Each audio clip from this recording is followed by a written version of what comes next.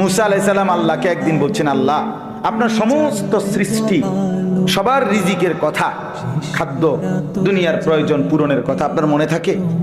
আপনি কেমনে মনে রাখেন? আপনি সকলের রিজিক কেমনে দেন? আল্লাহ তাআলা বললেন, মুসা তোমার সামনে একটা বড় পাথর আছে, তোমার হাতে লাঠিটা দিয়ে ওটাতে একটা বাড়ি মারো। তাফসিরে রুহুল মাআনিতে আমি নিজে পড়ছি, আরবি তাফসির। মুসা আলাইহিস সালামকে আল্লাহ বললেন, এই পাথরটার মধ্যে লাঠি দিয়ে আঘাত কর।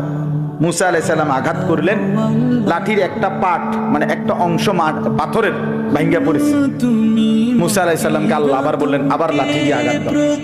আবার বাড়ি দিলেন, পাথরের একটা অংশ আবার ভাঙ্গা পড়েছে। আল্লাহ বলেন, আবার মারো, আবার মারো। 4 বার মুসা নবী ওই বড় পাথরটার মধ্যে আঘাত করছে। 4 বারে মোটা মোটা 4টা টুকরা ভাঙ্গা ভাঙ্গা পড়ছে। এই 4র্থ বারের পরে এই 4টা মোটা মোটা টুকরার ভেতর থেকে একটা ছোট্ট পোকা বের হইছে। মুসা আলাইহিস সালাম দেখতেছে এটার মুখের মধ্যে একটা ছোট্ট সবুজ একেবারে পিচ্চি পাতা, এটা কুটকুট কুটকুট করে খাইতেছে। আল্লাহ তাআলা বলছে, মুসা বুদ্ধুর কান লাগাইয়া শোনো ওই পোকাটা কি করে, তুমি বুঝবা কর, শোনো। মুসা নবী কান লাগাইয়া শুনতেছে।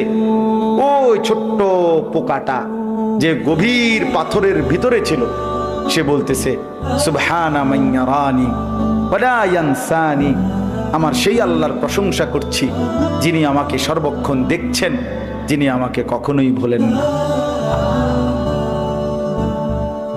যিনি আমাকে কখনোই ভোলেন।